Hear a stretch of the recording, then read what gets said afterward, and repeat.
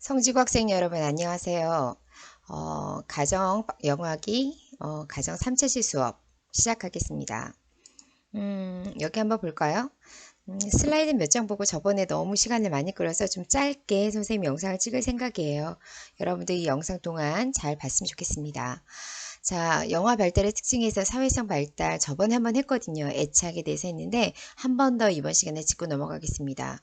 애착은 양육자에 대한 강한 친밀감과 유대감을 느끼면서 애착 관계를 형성하는데 이때 애착을 잘 형성되지 않으면 이게 성인이 돼서 또는 중고등학교 때 큰 문제가 될 수가 있습니다. 그래서 사실 이 애착을 주된 양육자와 친밀감과 유대감을 잘 형성하는지 여부가 엄청 중요해서 이거에 대해서 한번 더 보겠습니다. 격리불안이라는 증세가 있는데 이거는 특별한 아이만 겪는 것이 아니라 대부분의 아이들이 부모의 얼굴을 인식할 때쯤 돼서 나를 키워주는 주된 양육자와 낯선 사람을 구분하는 그런 능력을 말합니다.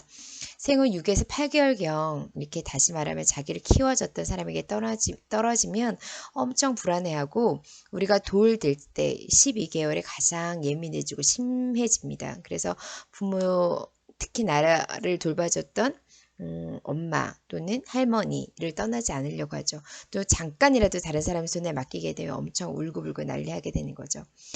양육자가 안정되고 일관적인 태도로 돌보면서 애착관계를 형성하면 낯가림과 격리불안이 사라지고 사회성의 발달은 경향이 있습니다. 특히 이런 애착 형성은 엄청 중요한데 항상 아이와 눈을 맞추고 신체 접촉하며 안정적인 애착을 형성해야 되고 충분히 애정과 사랑을 받은 아이들은 자신감과 호기심을 갖게 돼서 좋은 대인관계뿐 아니라 인지력이 발달하게 되죠.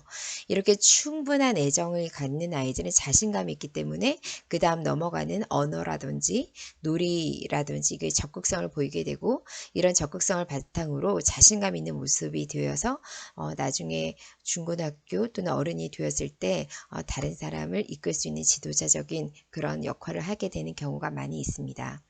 지금 보이는 그림은 대부분의 아이들이 겪는 분리불안의 문제입니다.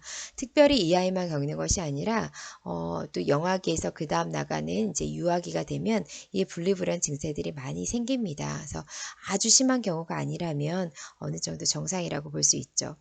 특히 어릴 때 이런 엄마 옆에서 이렇게 떼굴떼굴해서 이런 아이들 큰 아이나 작은 아이나 주된 양육자와 딱 붙어서 애착을 느끼고 부모님과의 스킨십을 통해서 아이들이 정서적인 안정과 애착을 많이 느끼게 되면 아이들이 심리적으로 굉장히 많은 이로운 점이 있습니다. 저번에 그 한번 잠깐 설명했듯이 보울비라는 사람 또는 보울비라는 사람 먼저 얘기하겠습니다. 이 사람은 이제 어릴 때 부모와 자녀와 강한 애착 형성이 엄청 중요하다라고 말해서 이 사람은 사실은 이런 애착 형성이 나중에 연인과의 관계에서도 되게 의미가 있다라는 말을 했던 사람입니다. 처음에 이 애착 이론을 제시하는 이 보울비라는 사람은 가까운 사람들 특히 가족과 갖는 관계에 친밀함에 관심을 가졌던 사람이에요. 그래서 이 사람은 어떻게 생각했냐면 어린아이들이 주된 양육자의 친밀한 관계를 형성하는데 이때 관계를 잘 형성하는 거 엄청 중요하다. 이때 관계를 잘 형성하지 못하게 되면 불완전 애착이 되고 그런 아이들은 나중에 사회성의 문제가 있을 수 있다라고 얘기하는 거죠.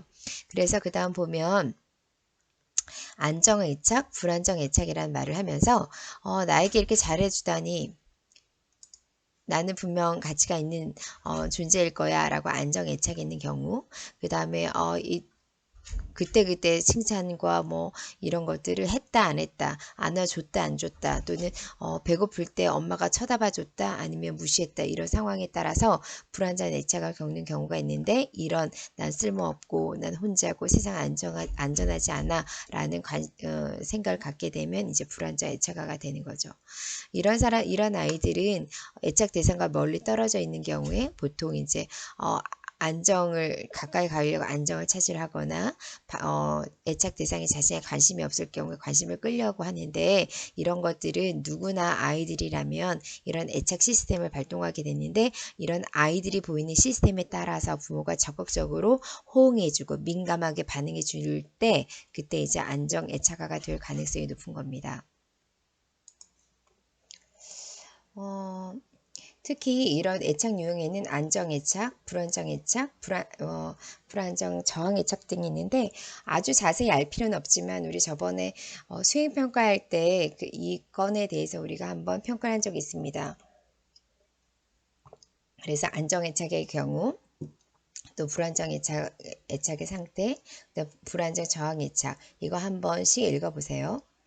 그래서 가장 좋은 건 안정애착. 그래서 이런 안정애착인 경우가 가장 좋고 자신감 있게 살고 이렇고 불안정애착이나 불안정 저항애착, 회피애착의 경우에는 한 번 결정이 되면 평생 이걸 바꿀 수 없느냐? 그렇지 않고 이런 불안정한 상태에 있다 하더라도 그 다음에 양육자의 태도가 바뀌거나 아니면 중고등학교 시기에 자기가 이렇다는 걸 알고 자기 스스로 고치려는 노력이 있으면 이것이 많이 수정이 될 수 있습니다. 그래서 한번 고착된 것이 평생 가는 건 아니지만 안전 애착의 상태에서 양육자의 관계를 잘 맺게 되면 나중에 어른이 되어서도 사회생활에 문제가 없다. 이런 사회생활을 할 때 이제 사회 사람들과 관계 맺을 때 큰 어려움이 없을 거다라고 생각할 수 있습니다.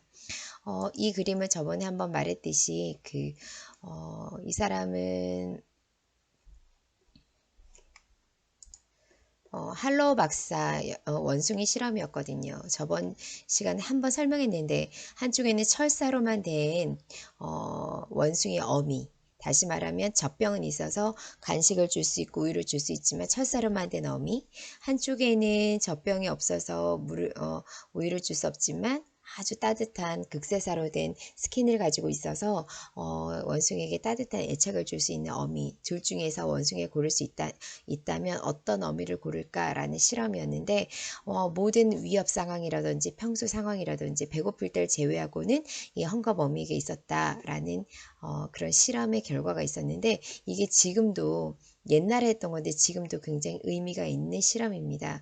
그래서 이런 할로우 박사는 아까 말했던 보울비의 애착 이론에 보면 할로우 박사 세계 원숭이 실험을 봤을 때 애착의 결정적인 요인은 젖병이라든지 그러니까 먹을 거라든지 입힐 거라든지 배고픔을 채우는 이런 욕구 충족보다는 안아주고 쓰다듬어주고 스킨십을 하는 접촉 행위를 통해서 엄청 아이들이 이런 부모의 상호작용에서 느끼는 애착이 생각보다 훨씬 더 크다라는 얘기죠. 그래서 본능적 욕구보다는 이런 사회적인 상호작용 이게 더 중요하다라고 얘기했고 아까 말했던 이 위에 있었던 이런 안정애착, 불안정애착을 얘기했던 이 볼비란 사람도 나중에 고아원 아이들 대상을 또 실험해요.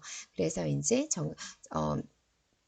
아동에 있어서 첫 3년, 이 3년이 되게 중요해서 이때 어떤 애착 단계를 거치냐에 따라서 안정애착과 불안정애착을 나눌 수 있고 이런 것들이 이제 정서발달의 민감기라고 할 수 있다라고 얘기한 거죠.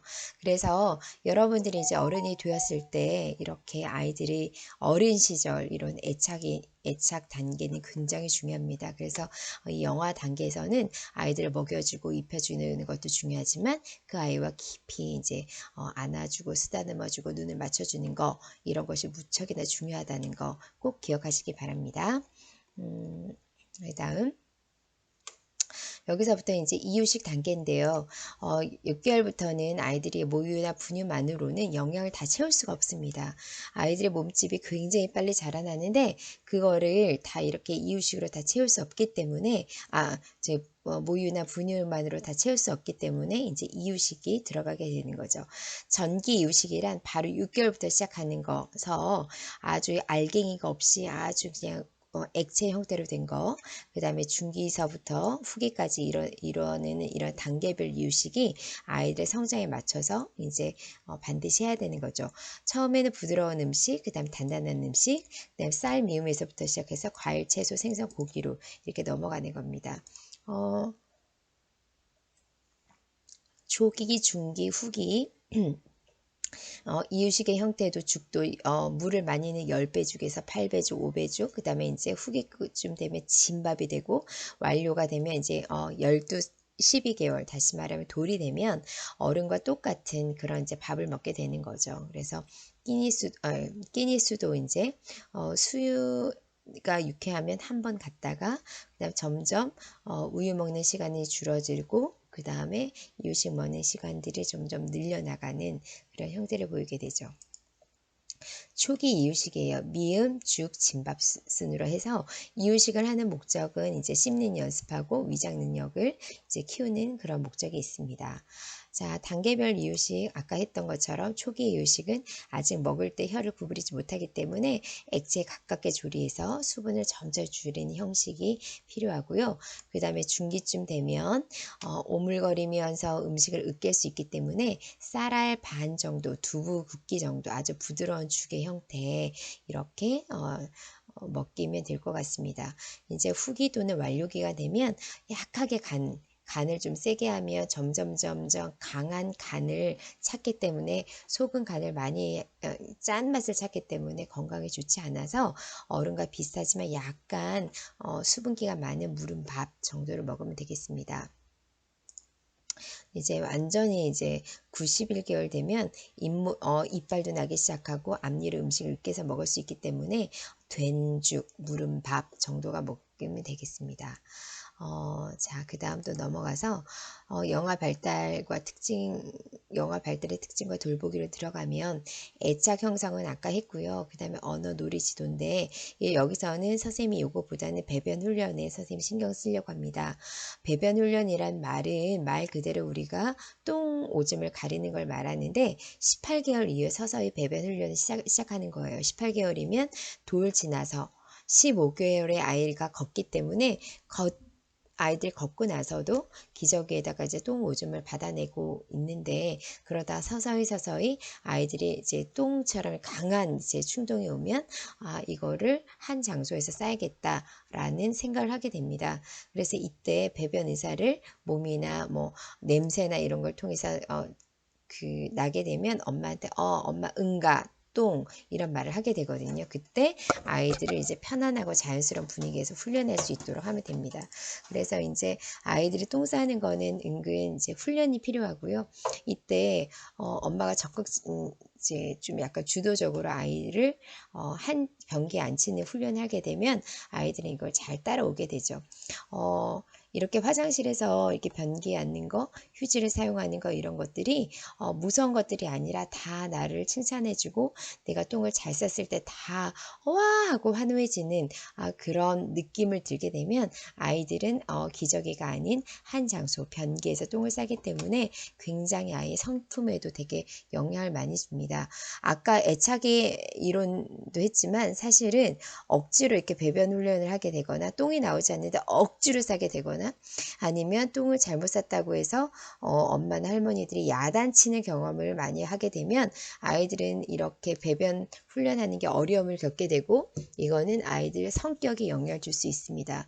특히 지나치게 아이가 똥마렵지도 않은데 억지로 똥을 싸게 하면 자린고비적인 성격이라든지 아니면 자기가 갖고 있는 걸 빼앗기지 않으려는 그런 욕구가 생기기도 하고 아니면 굉장히 고집스러운 면이 있는 그런 문제가 생깁니다. 그래서 아이의 건강 상태 또는 아이가 응가를 하고 싶다. 한쪽에서 내가 기저귀가 아닌 이쪽에 하고 싶다라는 충분한 준비가 되었을 때 그때 배변 훈련하는 것이 효과적이고 이렇게 준비가 되지 않은 아이를 야단치거나 윽박지르거나 아니면 억지로 하게끔 하면 이 아이 성격상 아이의 큰 문제가 될 수 있습니다. 그래서 배변 훈련은 항상 어른들의 기다림이 필요합니다. 그래서 이렇게 이제 옆에서 기다려주고 축복해주고 응원해주고 잘했다 해주는 것들이 필요하고요. 처음부터 여기서 보는 것 처음부터 이렇게 높은 이렇게 성인용 변기에 아이 이렇게 그 좌식용 그 아이용 변기를 까는 것이 아니라 처음에는 이렇게 아기만을 위한 변기에서부터 시작하죠. 이거 별거 아닌 것 같지만 사실 어른의 변기에 짝 축약본이기 때문에 아이들로 하여금 변기에 앉는 거에 두려움을 없앨 수 있고 이런 변기들 같은 경우에는 쉬나 뭐 똥을 쌌을 경우에 음악이 흘러나옴으로써 아이들이 굉장히 마음으로 내가 똥을 잘 싸니까 쉬를 잘하니까 나를 축하해주는 음악이 나오네 하고 재미있는 마음으로 응가를 할 수 있게 되는 거죠. 자, 이렇게 배변 훈련하는 것들은 아이들한테 굉장히 큰 의미가 있기 때문에 항상 즐거운 마음으로 배변할 수 있게 하고, 또 만약에 아이가 응가를 하다가 실패를 했을 수 있습니다. 똥 싸려고 여기 앉았는데 여기 똥은 안 나오고 실수로 밖에다 똥을 쌌다 하더라도 아이들 야단치는 것이 아니라 이렇게 꼭 안아주면서 아, 잘하고 있다 라고 이렇게 늘 얘기해 주는 것이 필요합니다. 절대 준비가 안 된 상태에서 배변 훈련을 시키지 않도록 부모님들이 좀 생각을 많이 해야 되고요. 항상 편안하고 자연스러운 분위기에서 훈련하는 것이 필요하고, 아이가 준비가 되지 않거나 불안함을 느끼면 다시 기저귀를 채워서 아이가 준비될 때까지 기다려주는 것이 필요합니다. 더불어서 안전한 환경을 조성해야 될 필요가 있는데, 아이들이 이제 배변 훈련할 때쯤 되면 엄청 많이 돌아다니고 이렇게 엄청 주변을 이제 신경을 많이 쓰게 되는데, 이때 돌아다닐 때 신체 조절 능력이 부족해서 걷거나 또는 뛰거나 잘못해서 넘어질 때가 많은데, 그때 주위에 그 모서리라든지 부딪히지 않도록 안전하게 가구라든지 이런 모서리에 캡을 씌우는 등의 노력을 할 필요가 있습니다. 특히 모든 물건을 입으로 가져가는 경향이 있기 때문에 입으로 닿는, 손에 닿는 것들은 항상 깨끗하게 유지하는 것이 필요하고, 주변 정리를 잘해서 아이들이 원하는 물건 잘 꺼낼 수 있도록, 그리고 위험한 물건을 두어서 특히 뭐 뾰족한 거라든지 아니면 아주 작은 거라서 입속에 넣으면 금방 삼킬 수 있는, 특히 작은 동전이라든지 구슬이라든지 이런 거 놓지 않도록 그렇게 유의하면 될 것 같습니다. 자, 그러면 우리 프린트를 한번 볼까요?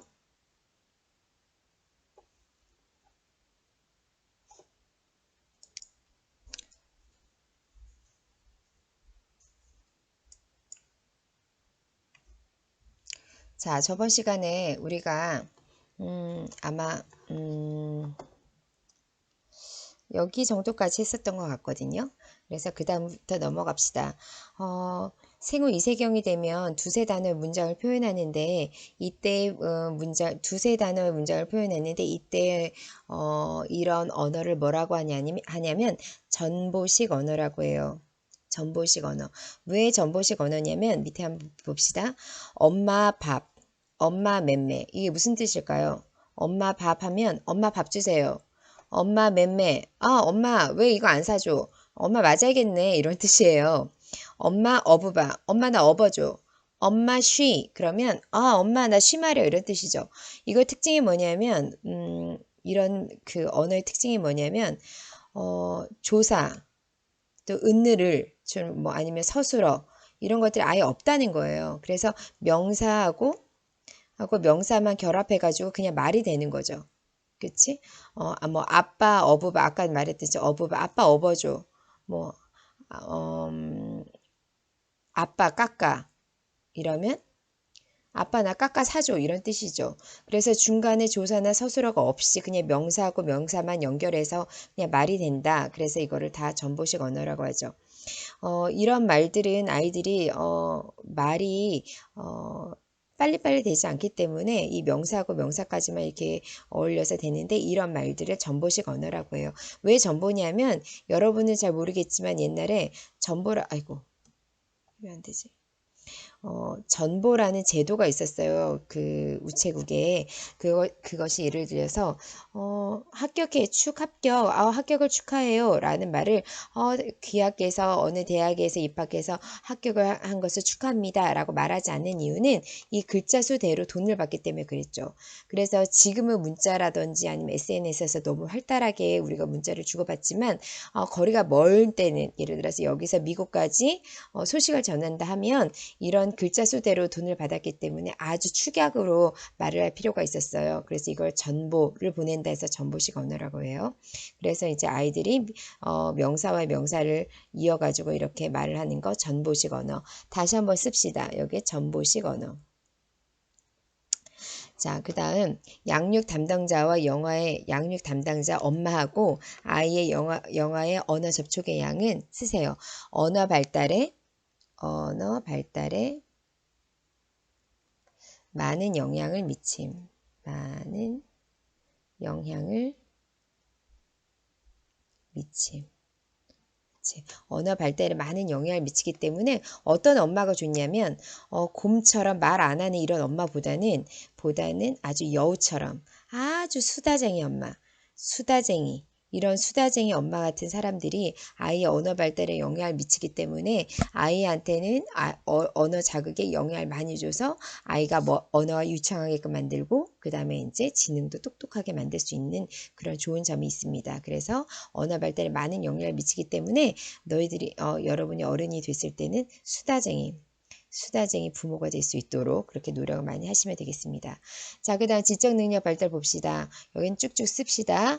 원래는 출생시 영아기가 되면 영아기 출생시에 25% 출생했을 때 성인의 25% 머리가 발달하다가 2세가 되면 75% 발달해서 생후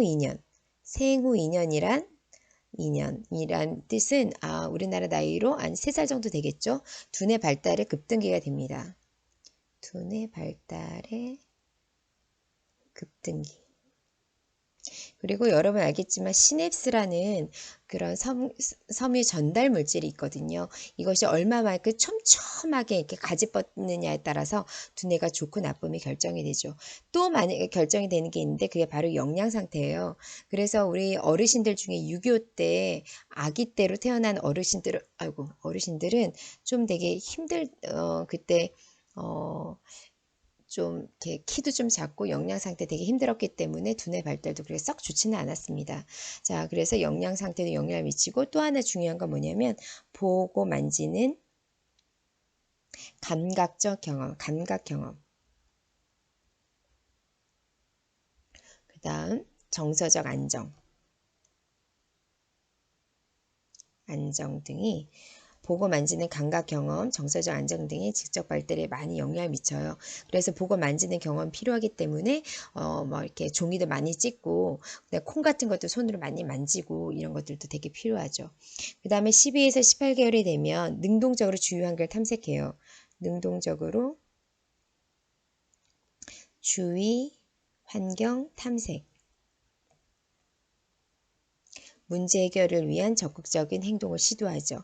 능동적으로 주위 환경을 탐색하기 때문에 엄마들 아까 말했던 것처럼 되게 주변을 정리해서 위험한 물건이 있지 않도록 하는 것이 필요합니다. 그 다음에 요거 중요한데 눈앞에 있던 문제가 이거를 눈앞에 물체가 있었는데 숨겨져 보이지 않는다고 해서 그 물체가 연기처럼 사라진 게 아니라 어딘가 있겠지라고 생각하는 걸 뭐라 하느냐면 대상 영속성이라고 해요. 예를 들어서 애가 보는 앞에서 이렇게 보자기 안에다가 여기 이런 동그라미 공이 있네. 근데 공을 이런 이불 속에 눈에 보이는데 숨겨요. 그러면서 아이한테 야, 공 어디 있지? 그러면 이런 단계를 지난 아이들은 여기 있는 이 이불이라든지 수건을 딱 젖혀내면서 공 여기 있잖아 하고 씩 웃거든요. 그렇지만 이때 당시에 다시 말하면 아주 어린 아이들은 이 눈앞에 있는 공이 있다가 엄마가 수건으로 공을 숨겨서 공이 보이지 않게 하면 공이 이 세상에 사라졌다라고 생각해서 더 이상 찾지 않죠. 그래서 이렇게 어떤 물체가 눈앞에서 숨긴다 하더라도 이 물체가 연기처럼 사라진 게 아니라 이 세상에 존재하는구나 라는 감각, 그게 뭐냐면 대상 영속성이에요. 이게 이제 12에서 18개월 정도 되면 생기는 거죠. 그래서 눈앞에 물체가 연기처럼 사라지는 게 아니라 이 세상에 계속 존재한다는 것을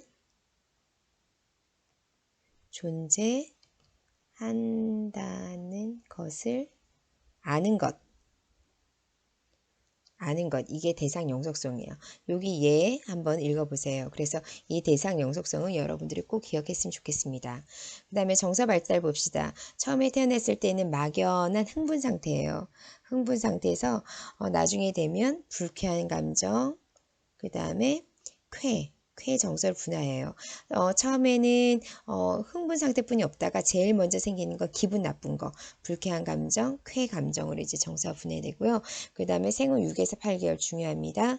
6에서 8개월 어머니 양육제에 대한 애착이 형성되고요. 형성되고요. 이때 중요한 건 분리불안. 분리 시 격리 불안이 돼요. 격리 불안이 생겨요. 이 격리 불안이 생기는 거는 특별히 뭐 정서적으로 문제가 있는 애들만 생기는 것이 아니라 보통 6에서 8개월쯤 되면 어머니에 대한 애착이 형성되기 때문에 이때 어머니랑 떨어지면 엄청나게 불안함을 느끼는 거, 이건 자연스러운 현상이에요. 근데 이게 너무 심해지면 이제 불완전 애착화가 돼서 문제가 될 수 있는 거죠. 그리고 생후 1년이 되면 12개월이면 인간의 모든 감정을 다 느낄 수 있어요. 어떤 감정이냐면 사랑, 뭐 공포, 분노, 호기심, 질투 다 느껴요. 사랑도 느끼고 공포, 분노, 호기심, 질투. 이게 벌써 11년이니까 12개월이죠. 그러니까 만약에 연년생으로 태어났다 하더라도 돌짜리 아이는 자기보다 어린 자기 사랑을 뺏어간 자기 동생에 대해서 질투를 심하게 느끼는 거죠. 그래서 엄마가 보는 앞에서 동생에 대해서 막 뭘 던지거나 엄마가 안 보는 사이에 동생 배를 꼭 밟고 지나가거나 아니면 동생을 막 이렇게 볼로 꼬집거나 이런 일들이 생기는 거죠. 그래서 생후 12개월이 되면 인간이 느낄 수 있는 이런 모든 감정들을 아이가 느낄 수 있다는 거 기억하시기 바랍니다. 그 다음 시간이 좀 없지만 그래도 좀 넘어가겠습니다. 자, 이 표인데 표는 한번 그냥 같이 씁시다. 생후 4, 5개월이 되면 타인을 의식하게 되고요. 타인 의식. 생후 5, 6개월이 되면 낯가림이 나타나요. 그리고 불안과 반응이 나타나는데 특히 5, 6개월서부터 이제 아까도 말했듯이 애착이 생기면서 주된 부모를 알게 돼요. 그래서 생후 6개월쯤 되면 이제 애착 관계가 훨씬 많이 애착 관계가 형성이 되고요. 7, 8개월이 되면 이제 양육자의 말을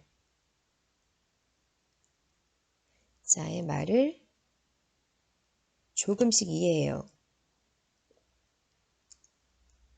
그리고 부모와 어떤 상태가 되냐면 상호 관계가 형성됩니다. 그리고 생후 12개월이면 우리 1년 돌이죠. 이때 돌이 됐을 때 뭐가 되냐면 낯가림이 절정에 이르러서 생후 돌 되면 어떤 아이들은 걸어 다니기도 하거든요. 걷기도 하고 막 이러는데 걸으니까 이 아이 주변 가 돌아다니면서 잘 지낼 수 있겠지라고 생각하는데 아닙니다. 이때 낯가림이 절정에 이르기 때문에 낯선 사람과 지나치게 많이 만나게 하면 아이들이 많이 불안한 반응을 많이 보이죠. 자, 30분이 안 넘으려 노력하지만 좀 넘겠네요. 그래도 좀 요거 프린트 마저 씁시다. 수유라는 거는 분유를 먹는 걸 말하는 거죠. 그래서 모유를 먹을 수도 있고 또는 분유를 먹을 수도 있는데 모두 다 수유라는 말을 씁니다.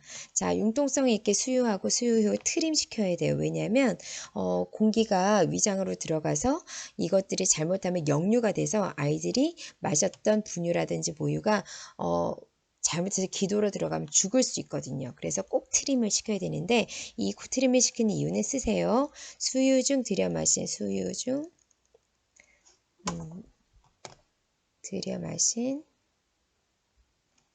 공기 제거. 수유 중 들여 마신 공기를 제거하기 위해서 트림을 시키는 거예요. 생후 6개월이 중요한데 6개월을 기점으로 해서 바뀌기 때문에 그런데 6개월을 기준으로 해서 모유 또는 우유. 그러니까 다시 말하면 6개월 전에는 무조건 우유나 모유를 먹다가 6개월 이후가 되면 주로 모유나 우유를 많이 먹고 그 다음에 약간의 이유식을 드세요. 약간의 이유식을 곁들임. 아까 약간의 이유식이라는 것은 아까도 선생님이 초기 이유식에 대해서 저번에 아까 PPT에서 설명했는데 그런 약간의 이유식을 말합니다. 그 다음 6개월 이후가 되면 이유식의 종류와 양을 늘려나감. 자, 그리고 이유식은 처음에 할 때 모든 영양소 골고루 함유된 가공식품이 아니라 반드시 자연식품. 자연식품. 다시 말하면 호박이면 호박, 사과면 사과 이렇게 한 가지를 음식 가공되지 않는 형태. 예를 들어서 생선이면 생선 이렇게 먹어야지 생선을 가공돼 통조림 이렇게 쓰지 않는다는 거. 자연식품으로 먼저 시작합니다. 그래서 아이들이 씹는 느낌이 중요하기 때문에 다양한 질감을 경험하게 함. 다양한 질감을 경험하게 함. 그리고 이빨이 나기 시작했기 때문에 이빨이 나기 시작하면 우유, 음식물 섭취 후 반드시 입안을 닦아줘야 돼요. 닦아줌. 왜 입안을 닦아주냐면 반드시 입안을 닦아주는데 이때 되면요 이가 나지 않아도 전이는 6개월부터 나거든요. 6개월부터 이제 아랫니부터 낫기 시작하는데 이가 나지 않아도 이유식을 시작하면 반드시 입안을 닦아줘야 되는데 입 안에 이빨이 이렇게 나야 되잖아요. 이빨이 이렇게 없어도 여기 이가 없어도 사실은 없어도 아이 혀나 이런 데 보면 모유나 우유 때문에 이렇게 하얀색 백태가 끼기 시작해요. 근데 이 백태를 닦아주지 않고 오래되면 이게 나중에 되면 곰팡이가 생기기 시작합니다. 그래서 아이 입속에 굉장히 이제 세균이 번식하기 때문에 반드시 우유를 먹이든 또는 이유식을 했든 상관없이 아이들은 깨끗하게 거즈에 물을 묻히거나 거즈에 아이용 유아용 치약을 묻혀서 입안을 이렇게 깨끗하게 닦아주는 것이 필요합니다. 그래서 반드시 이제 입안을 닦아주는 것이 필요하다. 그 다음에 이유식의 필요성 한번 합시다. 우리 너무 미안하긴 한데 잠재기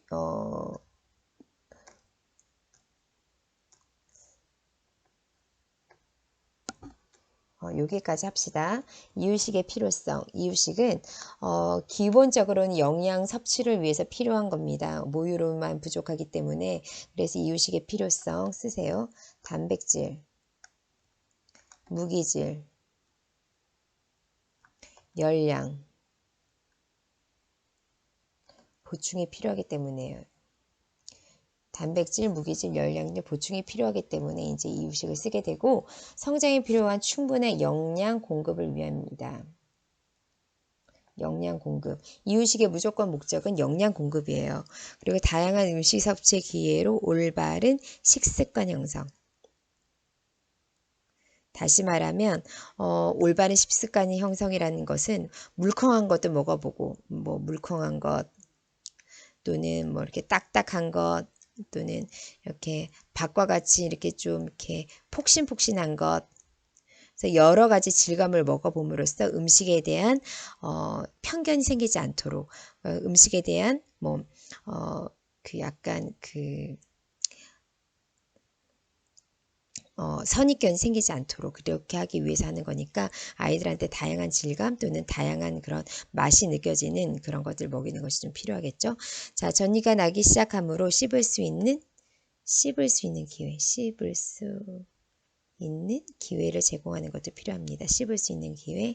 그래서 많이 씹는 것 이것은 아이의 두뇌 활동에도 영향을 미치기 때문에 머리 좋은 아이를 키우기 원하면 많이 씹게 하고 싶으면 이렇게 이유식을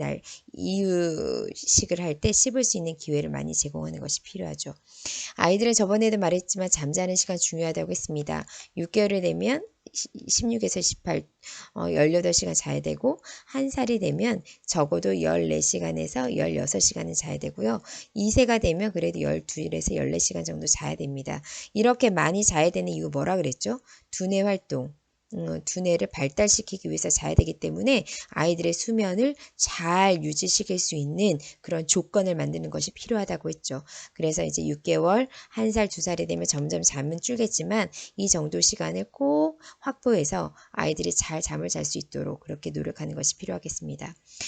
너무너무 빨리 하느라 그랬지만 여러분들 오늘 수업했던 것들이 정말 많은 정말 중요한 내용들이 많아요. 그래서 한 번씩 한 번씩 다 보고 꼼꼼히 써본 다음에 그 다음에 시험 볼 때는 하나씩 이제 좀 꼼꼼히 공부하는 것이 필요하겠습니다. 특히 이제 개월수가 많이 나오기 때문에 이 개월수를 잘 생각하면서 이 개월에 같은 개월에는 어떤 발달들이 일어나는지를 일목요연하게 스스로 정리를 하게 되면 나중에 조금 더 좋을 것 같습니다. 여러분 고생 많았습니다. 안전한 환경 만들기서부터는 다음 시간에 하겠고요. 여기서부터는 이제 좀 더 선생님 프린트 17페이지서부터 알려드리겠습니다. 여러분 고생 많았습니다.